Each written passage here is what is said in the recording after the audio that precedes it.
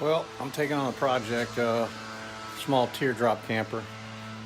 I'm going to try to take you along on the build as much as possible.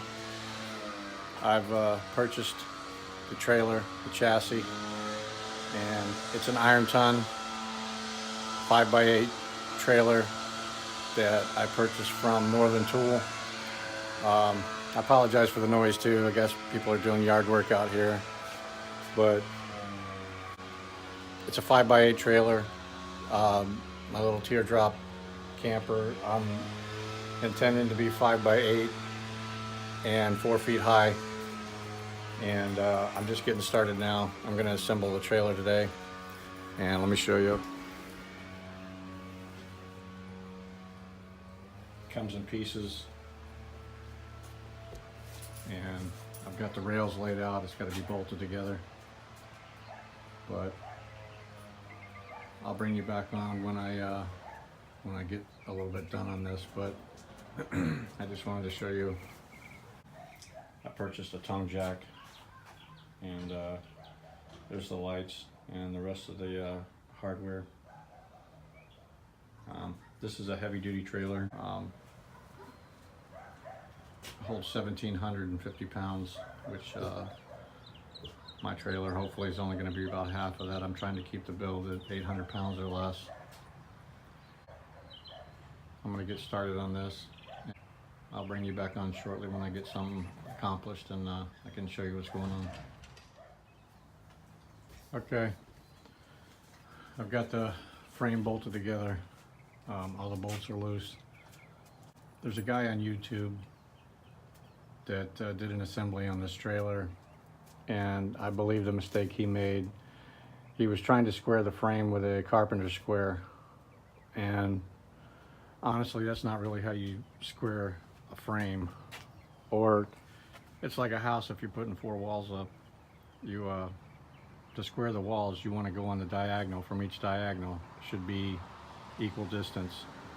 In other words, from corner to corner to corner to corner, these X out pattern should be equal distance, and that's how you square it.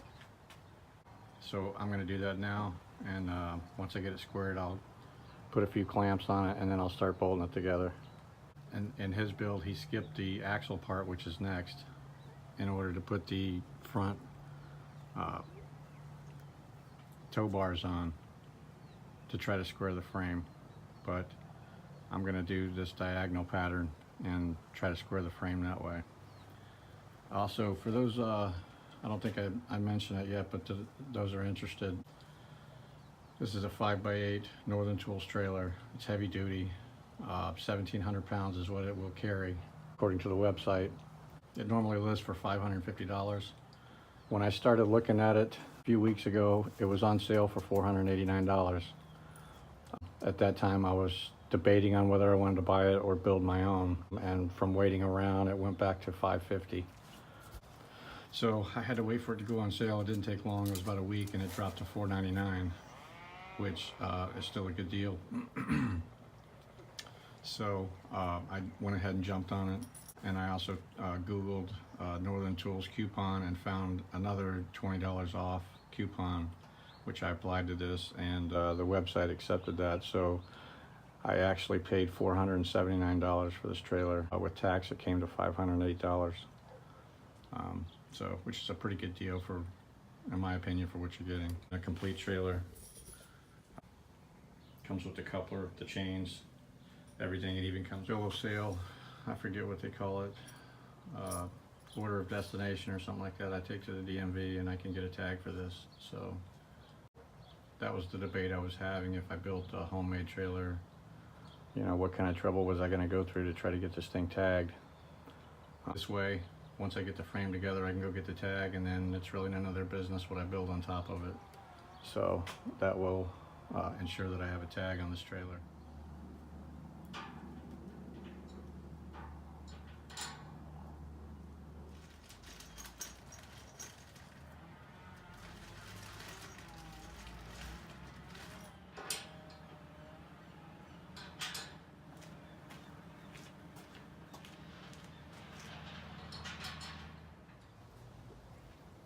Okay, I've got the axle and leaf springs mounted on there.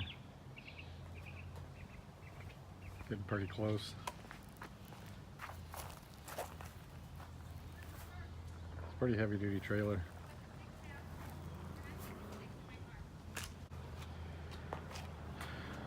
Next up, I'm going to move on to putting the tires and wheels on. Then after that will be the front tow bar. And then we're getting pretty close. And I'll have to solder all the wires and do the wiring on the trailer and install the lights. But I'll be back shortly. I'm going to get the tires ready and get those ready to mount on there. As you can see, I got one wheel on. Getting ready to do the other wheel here. I'll set the camera up here for you so that I can kind of walk you through what I'm doing. They don't put much grease in these things from the factory.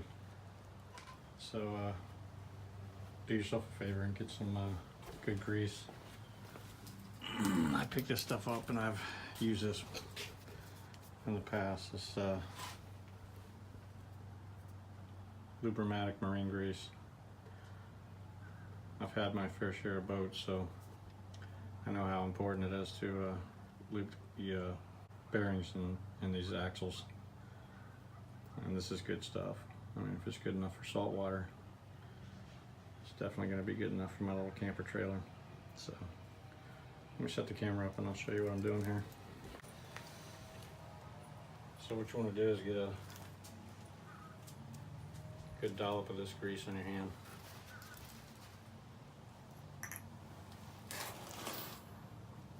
I don't know what kind of grease that is, but it doesn't look very good. So I'm not gonna be trusting that. But this is the front bearing. You just want to take a dollop in your hand and just keep working it into that bearing.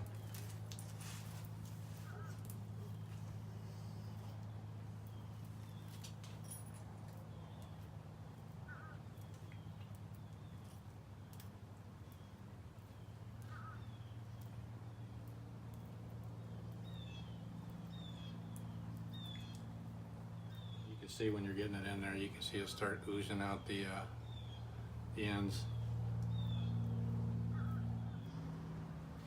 That looks pretty good.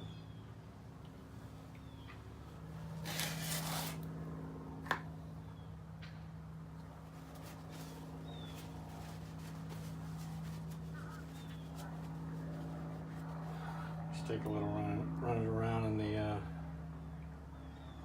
little races there in the front. Just make sure you got plenty of lube in there for that bearing to sit in. And the rear bearing, I'm not going to take the seals out, but what I'm doing is just taking it on my finger and reaching inside the hole there and kind of pushing it in that bearing.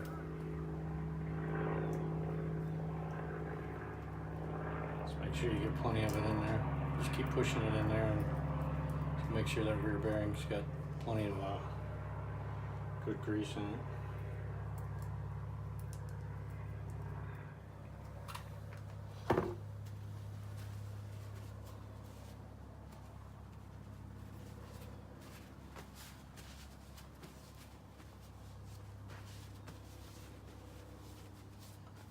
Messy job, but it's got to be done.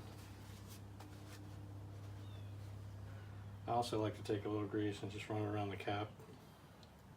The outside lip makes it a little easier to go on.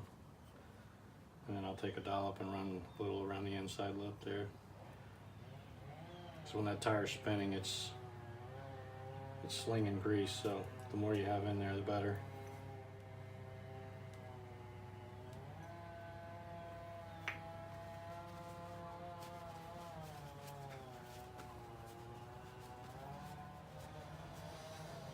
Okay, so I got this wheel ready to go on. So let me get the camera set up and then I'll show you what I'm doing out there at the axles.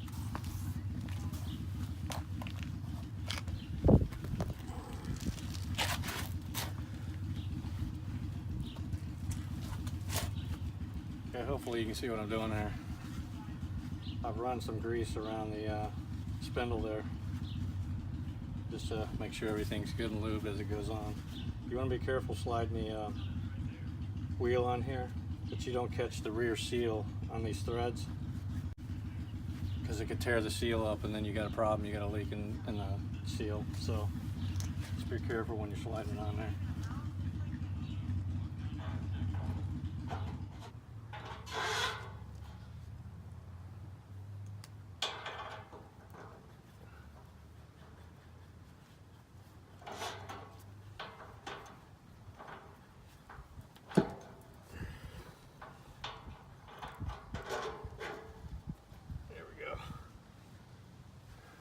Slide your bearing in there first and then the washer.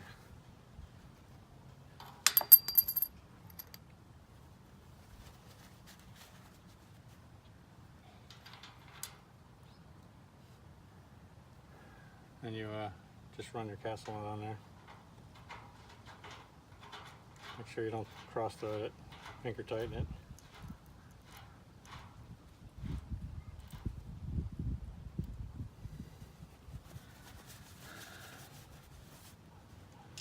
And then what you want to do, don't crank this down, but you just want to snug it up on there to seat the bearings.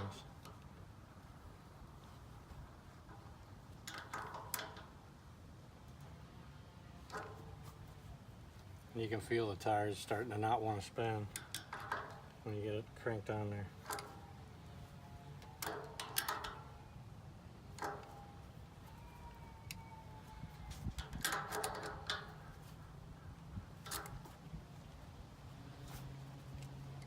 And then once you get the bearing seated on there, then just back it off until you see the hole where you can stick the cotter pin in.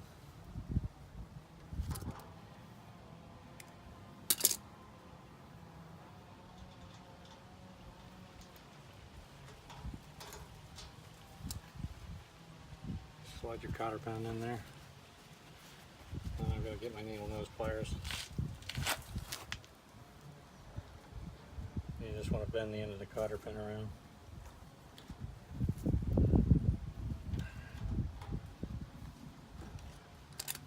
Sometimes you have to coax it a little bit. Just want to make sure that nut's not going to come off. And then you should be able to grab the wheel. There should be no play in it, but it should spin freely. And that's when you know you got it on there right. And then you just take and set your cap on there and tap it. Just don't hammer it, but just tap it all the way around.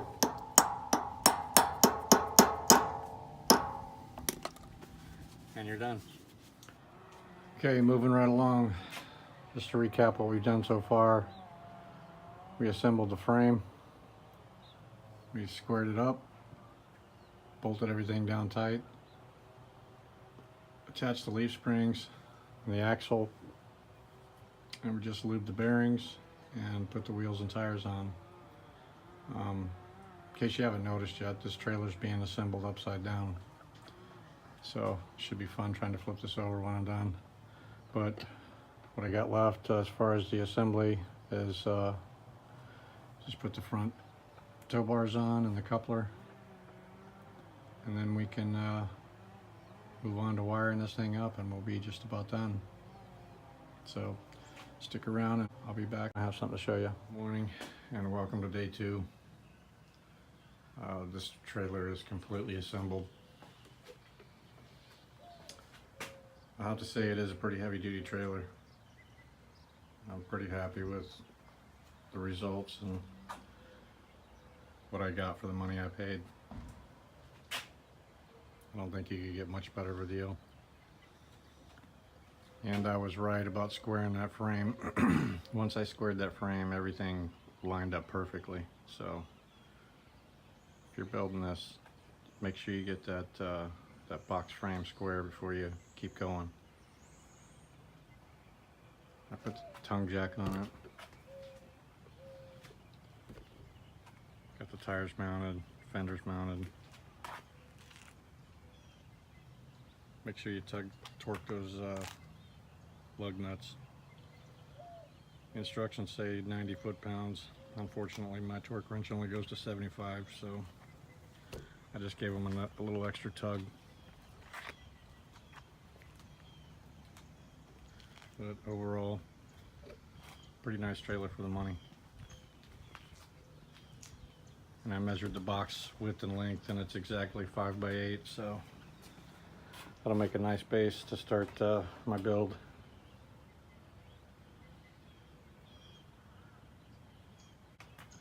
Today I'm going to run the wires and do the soldering, and we should be pretty good to go.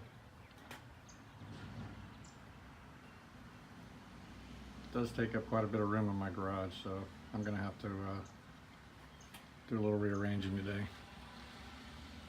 So once I start the build, I can't really keep it outside with the wood getting wet. So I'll bring you back in once I get the wiring going, make sure everything goes all right. So talk to you in a bit. Well, we're getting down to the end. Just about completely wired. I just checked the lights, they all work, which is a good thing. Getting ready to solder the last few joints. Just wanted to show you my little makeshift soldering tool. Kind of holds the wire till you get it soldered. I can't take credit for that. I found it on YouTube. But side marker lights. And what I did was the other guy that did this build ran a dedicated ground, only he ran one and kind of snaked it across. I ran 2 wires down each side, one down each side, and they're all grounded to the front tongue. So hopefully that holds up. It should anyway. I've also been spraying all the connections with this. I've been using this for years. And I've never had corrosion on my batteries. I do it about every other oil change in my truck. I'll clean the battery terminals and spray this on there, and I've never had any corrosion, so I sprayed that on all the grounds. Sprayed it on the soldered connections, and then put heat shrink over top of the connection. And hopefully that'll keep out any corrosion, because nothing sucks worse than hooking up a trailer and the lights aren't working. And 99.95% of the time it's a ground. So that dedicated ground wire should help at least eliminate some possibilities if I ever have a ground issue. So just gonna solder the last few joints on the left side there, and then this trailer should be pretty much done. And when I'm finished here, I'll wrap up the video. Well, it's finally done. Put together, wiring done. I'd say total about 8 hours work between 2 days.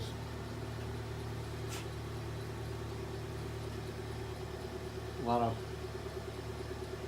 tightening bolts. A lot of tedious work soldering wires today, but finally got it done. Lights are working.